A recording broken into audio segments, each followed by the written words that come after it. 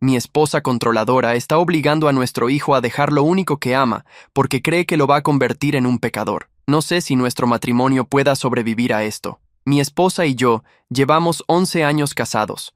Nos conocimos en la iglesia, nos casamos en la iglesia y criamos a nuestro hijo dentro de la iglesia. La fe siempre ha sido importante para los dos, pero mi esposa la lleva a un nivel al que yo nunca estuve de acuerdo. Todo empezó poco a poco. Cuando nuestro hijo tenía 6 años, no quería que viera caricaturas con magia porque decía que promovían la brujería. Yo pensaba que estaba exagerando, pero lo dejé pasar. Cuando tenía 8, lo sacó de una obra escolar porque le habían dado el papel de villano, y ella decía que los cristianos no deberían fingir ser malvados, ni siquiera en la ficción. Ahí sí me opuse un poco, pero ella se puso a llorar y dijo que yo estaba socavando sus valores, así que terminé cediendo. Cuando tenía 10, se enteró de que los padres de su mejor amigo estaban divorciados, y le dijo a nuestro hijo que ya no podía ir a la casa de ese niño porque los hogares rotos eran malas influencias. Eso sí se convirtió en una pelea. Le dije que estaba siendo juzgona y cruel, y ella me dijo que yo estaba poniendo al mundo por encima de Dios. No nos hablamos durante 3 días. Yo terminé pidiendo perdón solo para acabar con el silencio. Viendo hacia atrás, debería haberme mantenido firme. Ahora nuestro hijo tiene 12 años, y lo único que de verdad le apasiona es la natación. Lleva 2 años en un equipo, y su entrenador dice que tiene talento de verdad. Se levanta temprano para entrenar sin quejarse. Habla de que quiere competir en la secundaria, quizá incluso conseguir una beca algún día. Es la primera vez que lo veo realmente emocionado por su futuro, y eso es lo que no la deja dormir a ella. Lo noté hace 3 semanas. Rebeca dejó de preguntar por los entrenamientos de Miguel. Antes lo hacía cada noche, aunque fuera para encontrar algo que criticar. El horario, los compañeros, los valores del entrenador. Pero de repente el tema desapareció de su boca. Y cuando algo desaparece de la boca de Rebeca, no es porque lo haya aceptado. Es porque ya tomó una decisión sin avisarme. Esa tarde llegué a casa antes de lo habitual. El coche de ella no estaba.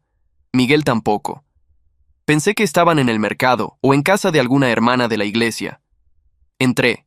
Dejé el maletín sobre la mesa y me serví un vaso de agua. Había silencio en la cocina. Un silencio de los que se sienten distintos. El teléfono de Rebeca estaba sobre el mostrador. Lo había dejado ahí, cargando. No soy de revisar teléfonos. En 11 años de matrimonio nunca lo hice. No porque confíe ciegamente en ella, sino porque siempre pensé que ciertos límites, una vez cruzados, no se vuelven a poner en su lugar. Pero esa tarde algo me detuvo frente a ese teléfono más tiempo del que debería. Quizás fue el silencio. Quizás fue el instinto de un hombre que ha aprendido, demasiado tarde, a reconocer cuando algo ya fue decidido sin él. La pantalla se encendió con una notificación. No tuve que abrirlo. El mensaje era de alguien que tenía guardado como hermano Castillo. Alcancé a leer las primeras palabras antes de que se apagara la pantalla. Quedó confirmada la reunión del jueves. Le informé al entrenador que Miguel no continuará en el equipo por razones de... Me quedé inmóvil. No fue rabia lo que sentí primero. Fue algo más frío que eso. Una claridad que llega cuando finalmente entiendes lo que ya sabías pero no querías saber. Rebeca no había aceptado nada. Rebeca había actuado. Esperé. No sé cuánto tiempo. Cuando escuché el coche entrar por el garaje, ya me había sentado en la sala con el vaso de agua todavía en la mano. Escuché los pasos de Miguel primero, rápidos, la mochila golpeando contra el marco de la puerta. Luego los de ella, lentos, organizados como siempre. Miguel entró al living y se detuvo al verme. Papá, no sabía que ya estabas. Tenía 12 años, pero en ese momento me pareció más pequeño. Traía la bolsa de natación al hombro, la misma que usa cada martes y jueves, la misma que dejará de usar si su madre consigue lo que está planeando. ¿Cómo estuvo el entrenamiento?, le pregunté. Bien. Se encogió de hombros. Quiso irse a su cuarto, pero algo lo detuvo. Me miró un segundo más de lo normal. El profe Andrés dijo que si sigo así puedo entrar a la selección regional el año que viene. Es una buena noticia. Asintió. Se fue. Rebeca entró a la cocina sin mirarme. Empezó a guardar las compras. Tarros, bolsas, movimientos precisos como si tuviera el orden del mundo resuelto dentro de esa alacena. ¿Hablaste con el hermano Castillo?, le pregunté desde la sala. Sus manos se detuvieron un momento. Solo uno. Sí. Tenemos una reunión pastoral el jueves. ¿Sobre qué? Sobre orientación familiar.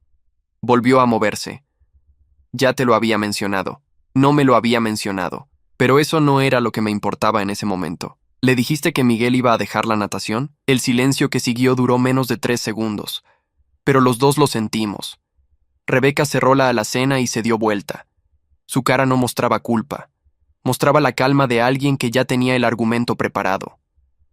Le informé que estábamos evaluando las actividades del niño, que hay cosas que necesitan alinearse mejor con nuestros valores. Eso no es lo que leí. ¿Revisaste mi teléfono? La pantalla se encendió. Leí lo que había. Ella soltó el aire despacio. Ese gesto que conozco de memoria. El que usa antes de explicarme algo como si yo fuera el que no entiende. Miguel está en una etapa importante. El entrenador lo está llenando la cabeza con ideas de fama, de competencias, de becas. Eso no es lo que Dios tiene para él. ¿Dios te lo dijo a ti? No seas sarcástico. No lo soy. Te estoy preguntando en serio, Rebeca. ¿Cuándo decidiste que podías hablar con el entrenador de mi hijo sin decirme nada? Es mi hijo también. Entonces actúa como si tuviéramos los dos voz en esto. Se quedó callada. Eso, en ella, no es una señal de que está escuchando. Es una señal de que está esperando a que yo baje el tono para poder retomar el control de la conversación. Lo he visto durante 11 años y tardé demasiado en reconocerlo. No voy a permitir que lo saquen del equipo, dije. Ya está hablado con el hermano Castillo. Desháblalo. Me miró fijo. Creo que fue la primera vez en mucho tiempo que me miró así, sin saber exactamente cuánto podía empujar antes de que cediera, porque siempre cedo. Esa ha sido nuestra dinámica desde el principio. Ella avanza, yo retrocedo, y llamamos a eso paz familiar. Pero esa tarde no retrocedí. El jueves voy a hablar con el entrenador Andrés, dije. Si alguien le comunicó algo en nombre de esta familia sin mi autorización, voy a aclararlo personalmente. Vas a hacer el ridículo. Puede ser, pero lo voy a hacer. Rebeca agarró el paño de cocina que estaba sobre el mostrador y empezó a doblar cosas que no necesitaban doblarse. Ese movimiento también lo conozco. Cuando no tiene respuesta, reorganiza el espacio a su alrededor. Esto es por el bien de Miguel, dijo sin mirarme. Miguel tiene 12 años y es la primera vez en su vida que se levanta solo a las 6 de la mañana sin que nadie lo despierte. La primera vez que habla del futuro con algo en los ojos que no es miedo. Hice una pausa. Eso no es el diablo, Rebeca. Eso es un niño que encontró algo suyo. No respondió. Me levanté, dejé el vaso sobre la mesa y fui al cuarto de Miguel. Toqué la puerta. «¡Pasa!», dijo desde adentro. Estaba tirado en la cama con audífonos, mirando el techo. Cuando me vio entrar, se los quitó. «¿Pasa algo?» «No». Me senté en el borde de la cama. «¿Sabes que la semana que viene es la prueba de clasificación regional?» «Sí, el profe Andrés dijo que me anota si quiero». «¿Quieres?» Miguel me miró. Tenía una expresión rara, casi cautelosa, como si la pregunta fuera una trampa. «Mamá dice que las competencias son vanidad». «¿Y tú qué crees?». Tardó en responder. Cuando lo hizo, fue sin levantar la voz, casi en voz baja. «Creo que cuando estoy en el agua, soy bueno en algo. Por primera vez en mi vida soy bueno en algo de verdad». No dije nada durante unos segundos. «Entonces quiero que compitas». Miguel me miró de nuevo, esta vez diferente. «¿Y mamá?». «Yo me encargo de eso». Salí del cuarto, cerré la puerta despacio y me quedé parado en el pasillo un momento. Desde la cocina llegaba el sonido de Rebeca moviendo cosas, siempre moviéndolas, siempre reorganizando el mundo a su manera. Pensé en todas las veces que había terminado pidiendo perdón para acabar con el silencio, la obra de teatro, el amigo cuyos padres estaban divorciados, las caricaturas. Cada vez había cedido diciéndome que era por la paz del hogar, que era una batalla menor, que ya habría otro momento para mantenerme firme. El problema es que ese momento siempre se convierte en el siguiente, y en el siguiente. Hasta que el niño tiene 12 años y mira al techo con audífonos preguntándose si merece tener algo propio. Fui al estudio, encendí la computadora y busqué el número del entrenador Andrés. No lo tenía guardado. Lo encontré en el directorio del club deportivo que aparecía en la página de la escuela. Lo anoté en un papel. Luego busqué el nombre del abogado de familia que un compañero de trabajo me había recomendado meses atrás, cuando le conté brevemente lo que vivíamos en casa. En ese momento no lo llamé. Pensé que no era necesario. Lo guardé también. Esa noche cenamos los tres en la mesa sin decir casi nada. Rebeca habló del sermón del domingo. Miguel comió mirando el plato. Yo respondí con monosílabos cuando era necesario. Antes de dormir, Rebeca se arrodilló al lado de la cama a rezar, como hace cada noche. Yo me quedé recostado mirando el techo. Escuché su voz en voz baja. No pude distinguir las palabras, pero sé que en algún punto de esa oración mi nombre apareció, y también el de Miguel, y probablemente el del entrenador Andrés, y el del hermano Castillo, y el del club de natación. Rebeca reza por todo lo que quiere controlar. Cuando terminó y se metió a la cama, apagó la luz sin decir buenas noches. Eso también lo conozco. El silencio nocturno como último argumento. Cerré los ojos. El jueves iba a hablar con el entrenador Andrés, y si lo que encontraba ahí era lo que pensaba que iba a encontrar, el jueves también iba a llamar a ese abogado. No para destruir nada, no todavía, solo para entender qué opciones tenía un hombre que llevaba 11 años cediendo y que finalmente había decidido parar. El jueves llegó sin que Rebeca volviera a mencionar al hermano Castillo ni la reunión pastoral. Eso también lo conozco. Cuando sabe que pisó terreno firme, espera. Deja pasar los días creyendo que el tiempo va a hacer lo que las lágrimas no pudieron. Llamé al entrenador Andrés por la mañana, antes de ir al trabajo. Me atendió al segundo tono. Entrenador, soy el padre de Miguel. Necesito verlo hoy si es posible. Hubo una pausa breve del otro lado. Claro, puedo estar en el club a las 5. ¿Pasa algo con Miguel? Eso es lo que quiero saber. Llegué al club a las 5:10. El lugar olía a cloro y a piso mojado. Había un grupo de niños más pequeños saliendo del agua mientras sus madres los esperaban con toallas. Me senté en las gradas a esperar. El entrenador Andrés apareció puntual. Era un hombre de unos 40 años, delgado, con el pelo corto y una carpeta bajo el brazo. Me extendió la mano. Señor, Rodrigo Salcedo, siéntese por favor. Nos sentamos en las gradas vacías. Él dejó la carpeta sobre sus rodillas y me miró directo. Supongo que viene por la llamada de su esposa. ¿Qué le dijo exactamente? El entrenador abrió la carpeta y sacó su teléfono. Lo desbloqueó, buscó algo y me lo pasó. Era una cadena de mensajes. Los primeros eran del hermano Castillo, presentándose como representante de la familia Salcedo y solicitando una reunión urgente con él. Luego había mensajes directos de Rebeca. Los leí despacio. En el primero le explicaba que Miguel era un niño en formación espiritual y que las competencias deportivas generaban en él una mentalidad de orgullo y ambición contraria a los valores cristianos del hogar.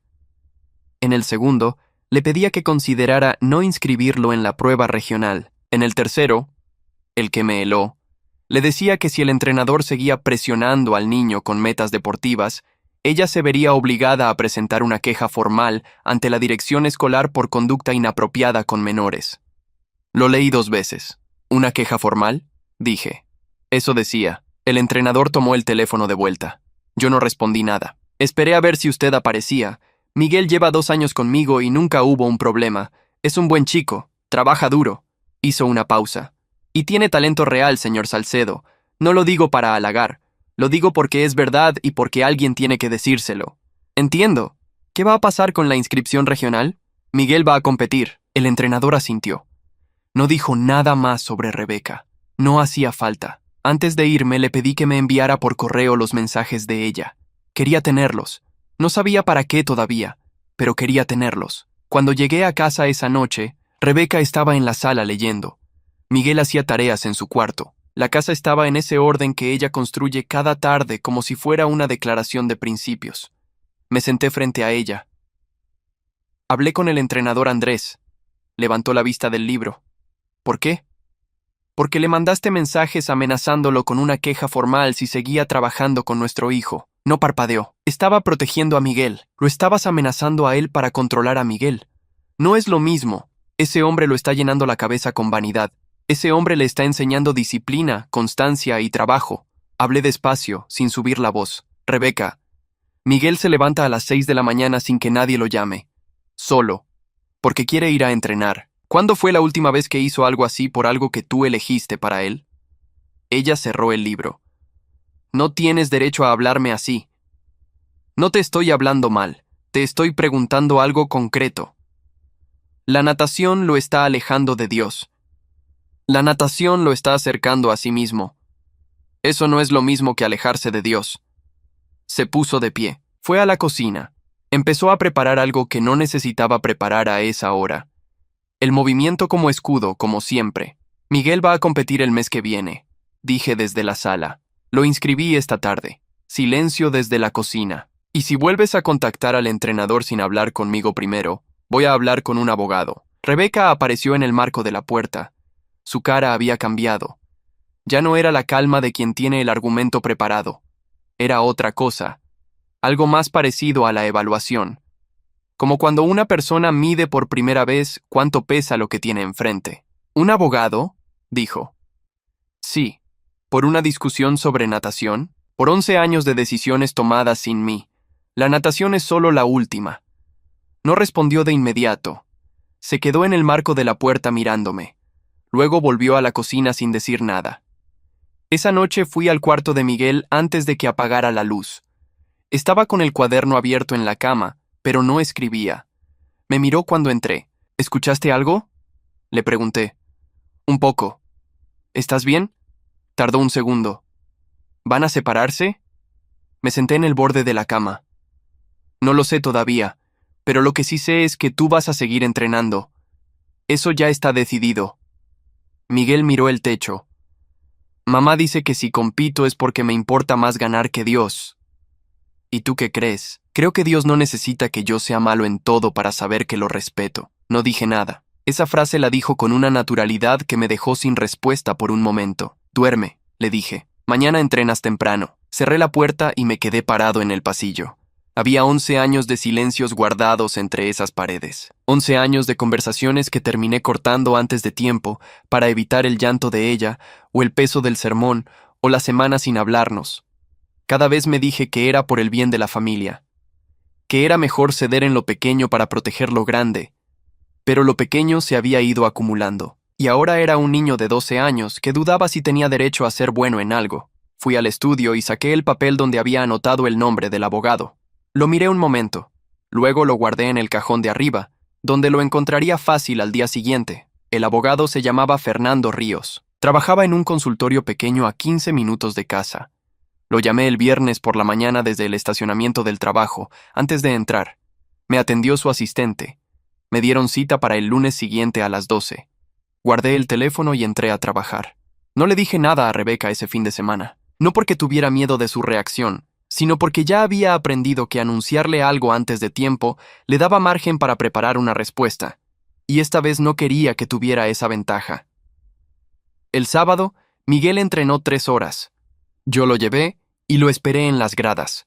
El entrenador Andrés lo metió al agua desde el primer minuto sin ceremonias. No había nada especial en ese entrenamiento. Era rutina, técnica, repetición, corrección. Miguel salía, escuchaba, volvía al agua, salía, escuchaba, volvía. Rebeca no había preguntado a dónde íbamos. El lunes fui al consultorio de Fernando Ríos puntual. Era un hombre de unos 50 años, con el escritorio ordenado y una forma de escuchar que no interrumpía.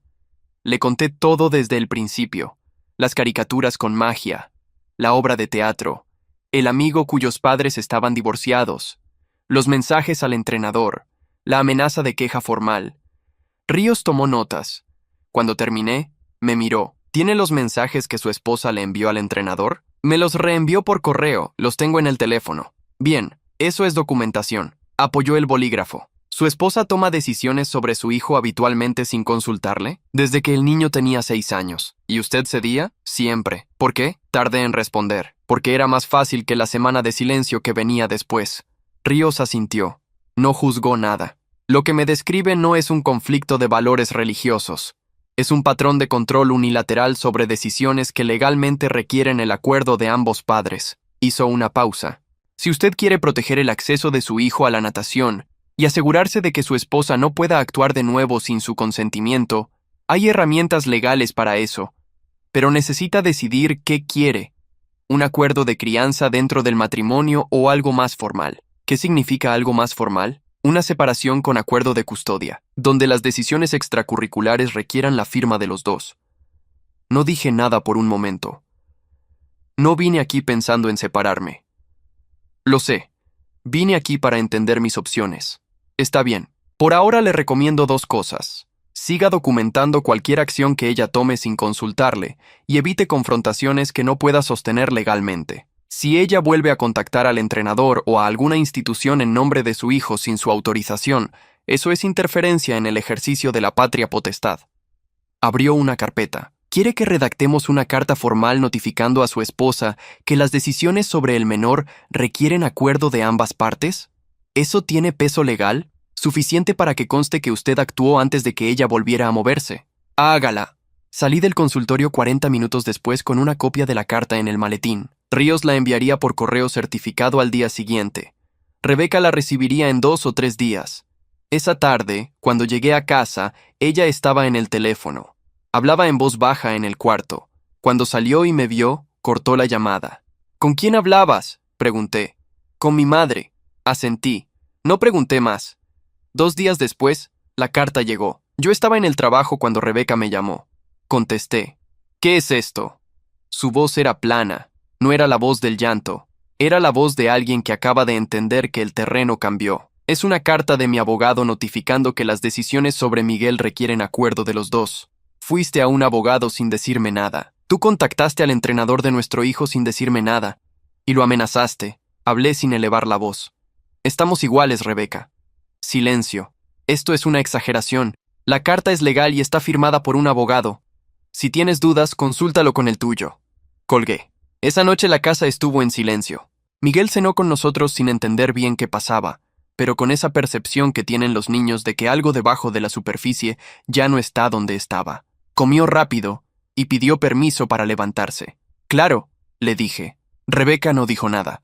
Cuando Miguel se fue a su cuarto, ella se quedó en la mesa mirando el plato. Por primera vez en mucho tiempo no tenía nada que reorganizar. No había paño de cocina, no había alacena, no había sermón que construir. Solo el silencio que ella misma había provocado y que ahora la envolvía a ella. Llevé los platos al fregadero, los lavé, luego me fui al estudio. Abrí el correo y revisé los mensajes que el entrenador Andrés me había reenviado. Los leí de nuevo, esta vez con más calma. El tono de Rebeca en esos mensajes era diferente al de su voz en casa. En casa usaba la fragilidad como herramienta. En esos mensajes era directa, calculada, sin titubeos. Le decía al entrenador que si continuaba fomentando la ambición deportiva en un niño que estaba en proceso de formación espiritual, ella documentaría la situación ante las autoridades escolares como una influencia indebida sobre un menor. No era una madre preocupada, era alguien que sabía exactamente qué palabras usar para asustar a un adulto. Guardé los mensajes en una carpeta del correo que etiqueté con la fecha. Luego la descargué en una memoria USB que guardé en el cajón bajo llave. No sabía todavía hasta dónde iba a llegar todo esto, pero sabía que si llegaba más lejos, quería tener todo en orden. Antes de cerrar el estudio esa noche, me quedé un momento mirando la foto que teníamos en el escritorio. Era de hace 4 años. Miguel con 8, Rebeca y yo detrás de él. Estábamos en un parque. Los 3 sonreían. No recordaba ese día. La guardé en el cajón. 3 días después de que llegara la carta, Rebeca me dijo que había pedido una reunión con el pastor Mendieta. Me lo dijo en la mañana, mientras yo tomaba café de pie en la cocina antes de salir al trabajo. Lo dijo como quien informa algo ya decidido, no como quien consulta. ¿Para qué?, pregunté. Para hablar de lo que está pasando en esta familia. Necesitamos orientación pastoral. Yo no necesito orientación pastoral. Necesito que respetes las decisiones que tomo sobre mi hijo. El pastor puede ayudarnos a encontrar un punto medio. El punto medio ya existe, Rebeca. Se llama hablar los dos antes de actuar. Llevas 11 años saltándote ese paso. Ella no respondió. Agarró su taza y se fue a la sala. La reunión era el miércoles por la tarde en la iglesia. Me lo confirmó esa misma noche con un horario y una dirección, como si yo no conociera el lugar donde llevábamos 11 años asistiendo cada domingo. El miércoles fui, no porque creyera que el pastor Mendieta fuera a resolver algo, sino porque no quería que Rebeca tuviera esa conversación sin mí. Ya había aprendido lo que pasaba cuando ella hablaba sola con personas de autoridad. La sala de reuniones de la iglesia era pequeña. Una mesa redonda, 4 sillas, una ventana con la persiana a medio bajar. El pastor Mendieta era un hombre de 60 años, con la voz pausada y la costumbre de juntar las manos sobre la mesa cuando escuchaba. Había 2 personas más de la junta pastoral sentadas a los lados. la hermana Lucía, que dirigía el grupo de mujeres, y el hermano Castillo, que ya conocía de los mensajes. Me senté. Rebeca estaba frente a mí. El pastor Mendieta abrió la reunión con una oración breve. Luego nos miró a los dos. Entiendo que hay una situación difícil en el hogar. Rebeca me habló brevemente. Rodrigo, me gustaría escucharte a ti también. ¿Qué le dijo ella? Pregunté. Que hay un desacuerdo sobre la crianza de Miguel y que usted tomó medidas legales que la tomaron por sorpresa. Las medidas legales vinieron después de que ella contactara al entrenador de mi hijo sin avisarme y lo amenazara con una denuncia formal si seguía trabajando con él. Hablé directo, sin rodeos. Lo hizo a mis espaldas, como ha hecho otras cosas durante años. El hermano Castillo se movió en su silla. La hermana Lucía miró a Rebeca. Yo actué por el bien de Miguel, dijo Rebeca. El entrenador lo estaba empujando hacia un estilo de vida que no corresponde a nuestros valores. ¿Qué valores específicamente? Pregunté. Los valores cristianos del hogar, la humildad, el recogimiento, la prioridad de Dios sobre las ambiciones personales. Miguel tiene 12 años y quiere nadar en competencias regionales. No está pidiendo abandonar la fe, está pidiendo hacer algo que ama. El pastor Mendieta levantó una mano. Rodrigo, ¿usted considera que la fe del hogar está en riesgo? Considero que mi hijo está en riesgo de crecer creyendo que no tiene derecho a desarrollar sus talentos. Eso sí me preocupa. Silencio en la mesa. Rebeca, dijo el pastor, ¿consultaste con Rodrigo antes de hablar con el entrenador? Ella tardó un segundo. Sabía cuál iba a ser su respuesta. Eso no es lo que pregunté. Fue la primera vez en esa reunión que el pastor la corrigió. No con dureza, pero la corrección era clara. Rebeca bajó la vista un momento. No lo consulté, dijo. ¿Y la amenaza de denuncia formal al entrenador? Pregunté. No era una amenaza, era una advertencia. Amenaza o advertencia se la hiciste a un hombre que trabaja con niños, un hombre que no hizo nada malo. Saqué el teléfono y lo puse sobre la mesa. Tengo los mensajes aquí si alguien quiere leerlos. El hermano Castillo estiró la mano. Le pasé el teléfono. Lo leyó. Se lo pasó al pastor Mendieta. El pastor leyó en silencio. Cuando devolvió el teléfono, algo en su expresión había cambiado. Rebeca, dijo en voz baja, esto excede un desacuerdo de crianza. Amenazar a alguien sin fundamento es una acción seria. Tenía mis razones. Las razones no siempre justifican los métodos. La hermana Lucía habló por primera vez. ¿Lo has escuchado a Miguel directamente? ¿Qué quiere él? Rebeca no respondió de inmediato. Sé lo que necesita, dijo al fin. Eso no es lo mismo que escucharlo. Rebeca se levantó. No vine aquí a que me juzguen. Los valores del hogar también incluyen el respeto entre los cónyuges, dijo el pastor. Y según lo que escucho, eso faltó cuando actuaste sin consultar a tu esposo. Rebeca tomó su cartera. Me miró un momento. Luego salió de la sala. El pastor Mendieta apoyó las manos sobre la mesa. Rodrigo, ¿están considerando separarse? Estoy considerando todas las opciones. Por ahora lo que quiero es que mi hijo pueda nadar sin que nadie interfiera. Sea paciente con ella. Lo que hace viene de un miedo, aunque no lo parezca. Lo sé. Me puse de pie. Pero el miedo de ella no puede seguir costándole cosas a él. Salí. El estacionamiento estaba vacío. El coche de Rebeca ya no estaba. Fui a recoger a Miguel a las 7. Salió del club con el pelo mojado y la bolsa al hombro. A mitad del camino preguntó, ¿voy a poder seguir nadando? Sí, no dijo más. Miró por la ventana el resto del trayecto. Cuando llegamos, Rebeca estaba en la sala. Nos miró entrar. No dijo nada. Miguel fue a su cuarto. Yo fui a la cocina. La competencia regional era un sábado por la mañana en el complejo acuático de la ciudad, a 40 minutos de casa. Me enteré el jueves de que Rebeca no iba a ir.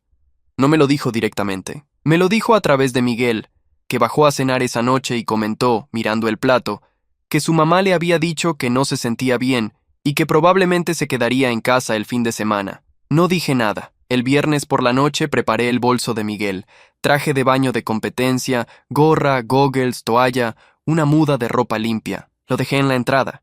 Miguel lo vio cuando pasó por ahí antes de dormir y no dijo nada tampoco, pero sí lo acomodó un poco. Lo abrió. Revisó adentro. Ese gesto me dijo más que cualquier conversación. Salimos a las 7 de la mañana. El coche arrancó en silencio. Rebeca no salió a despedirnos. En el camino Miguel iba con los audífonos puestos. A mitad del trayecto se los quitó. ¿Nervioso?, le pregunté.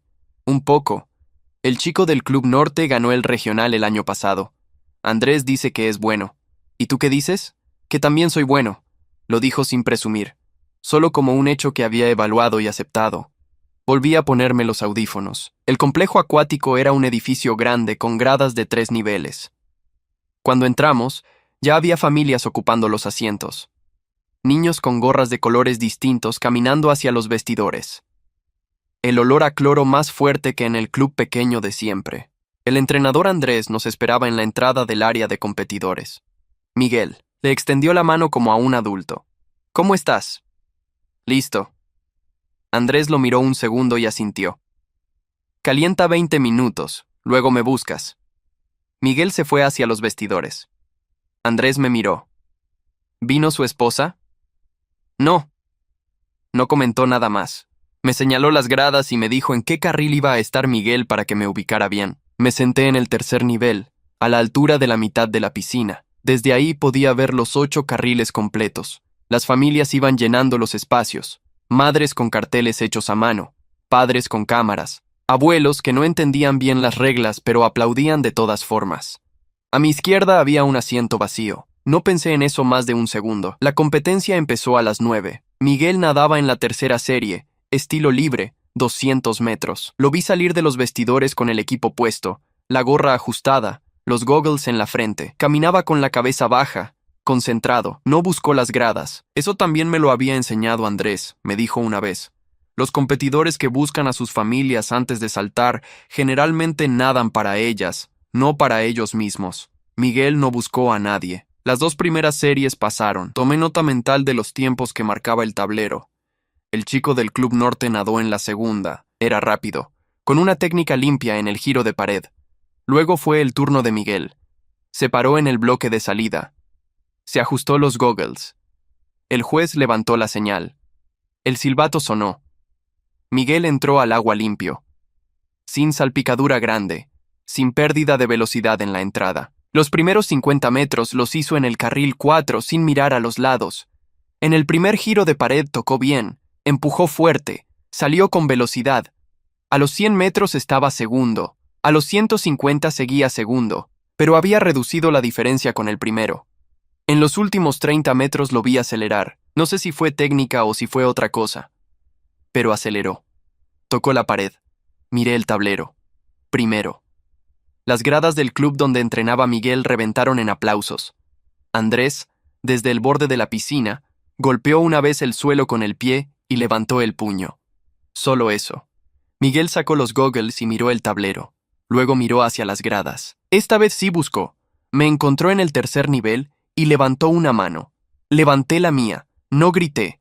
No me puse de pie. Solo levanté la mano y la mantuve ahí un momento.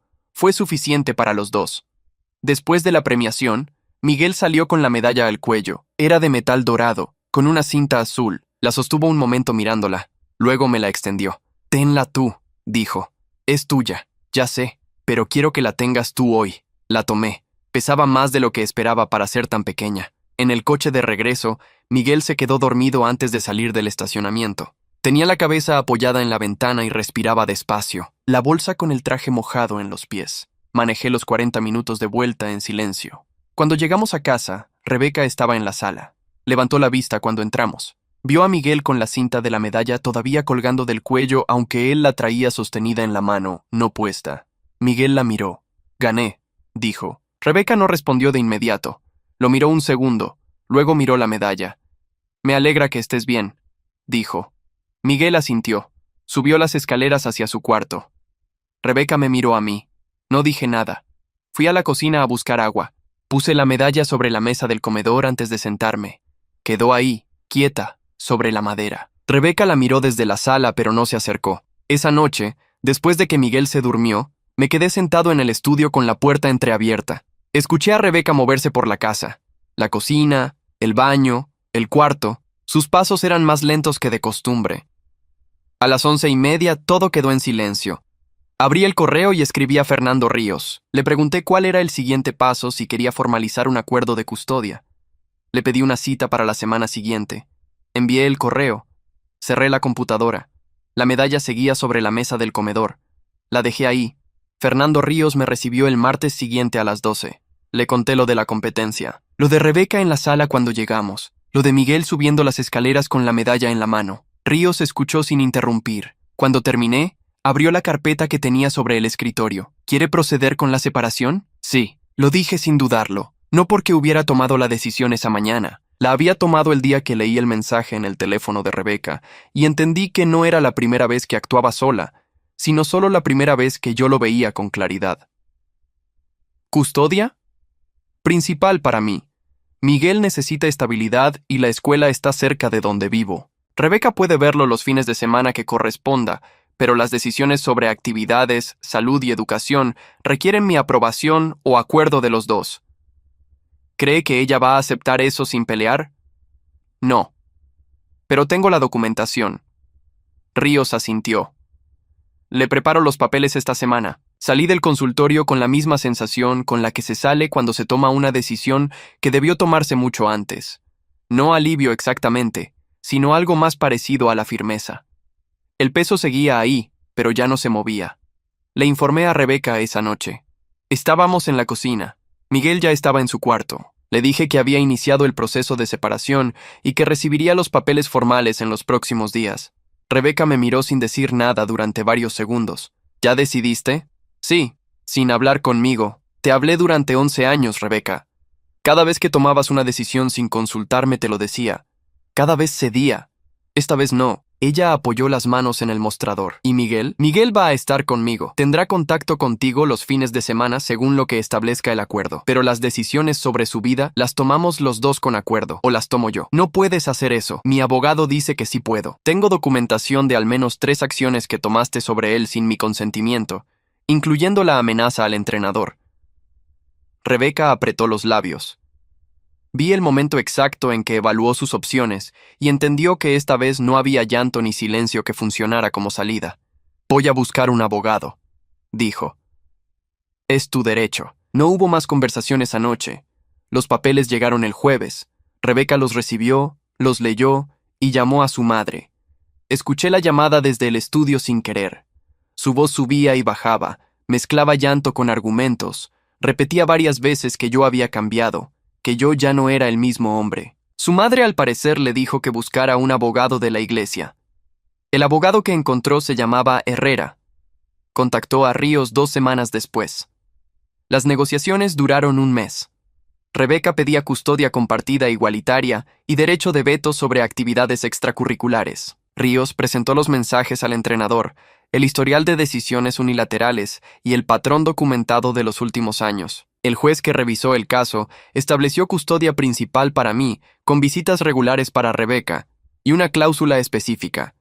Ninguno de los dos podía modificar las actividades del menor sin acuerdo escrito del otro o autorización judicial. La natación quedó protegida por orden judicial. Rebeca firmó. No porque estuviera de acuerdo, porque Herrera le dijo que si seguía peleando, la documentación que yo tenía podía derivar en restricciones aún mayores para ella. El día que firmamos los papeles finales en el juzgado, Rebeca no me miró al salir. Se fue con su madre, que la había acompañado. Yo me fui solo. Esa tarde recogí a Miguel en el entrenamiento como cualquier otro día. Se subió al coche, se abrochó el cinturón, me miró. ¿Ya está todo? Ya está todo, asintió. Miró por la ventana. ¿Mamá va a estar bien? Eso depende de ella. No preguntó más. En los meses siguientes, Rebeca cumplió con las visitas. Los viernes en la tarde iba a buscarlo. Lo devolvía el domingo en la noche. Al principio los regresos eran difíciles. Miguel llegaba callado, a veces tenso. Con el tiempo fue mejorando. No porque Rebeca cambiara de golpe, sino porque los límites claros le daban a él un marco donde moverse sin miedo. La red de Rebeca en la iglesia se fue ajustando. No hubo escándalo público, no hubo exposición. Simplemente varias familias que la conocían de cerca fueron tomando distancia cuando supieron, por ella misma o por otros, lo que había ocurrido con el entrenador y los mensajes. El hermano Castillo dejó de ser su interlocutor principal en la junta pastoral. La hermana Lucía siguió siendo cordial con ella, pero no volvió a invitarla a liderar ningún grupo. Rebeca construyó ese mundo durante años con mucho cuidado, y se deshizo no porque alguien lo atacara, sino porque las personas que lo habitaban vieron cómo actuaba cuando nadie debía estar mirando. Miguel clasificó para el campeonato estatal 4 meses después de la competencia regional.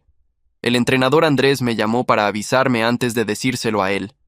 Quería que usted lo supiera primero. Gracias, Andrés. Esa noche se lo dije a Miguel en la cena. Dejé el tenedor, lo miré y se lo dije directo. Miguel no gritó, no saltó. Me miró un segundo, luego miró la mesa, luego volvió a mirarme. ¿En serio? ¿En serio? Sonrió. Fue una sonrisa que tardó en llegar, pero que cuando llegó ocupó toda su cara. Papá, gracias por quedarte. No me lo dijo con dramatismo. Lo dijo como se dice algo que se lleva pensando un tiempo y que finalmente encuentra el momento de salir. No respondí de inmediato. Tomé el tenedor de nuevo y seguí comiendo. Luego dije, no había otro lugar donde estar. Esa noche, después de que Miguel se durmió, me quedé sentado en la cocina con la luz encendida. La casa estaba en silencio. Un silencio diferente al de antes, sin tensión debajo, sin nada esperando estallar. La medalla de la competencia regional seguía en la repisa del pasillo, donde Miguel la había puesto él mismo una tarde sin decir nada. Ahí la dejé. Miré el reloj. Eran las 11. Apagué la luz y fui a dormir.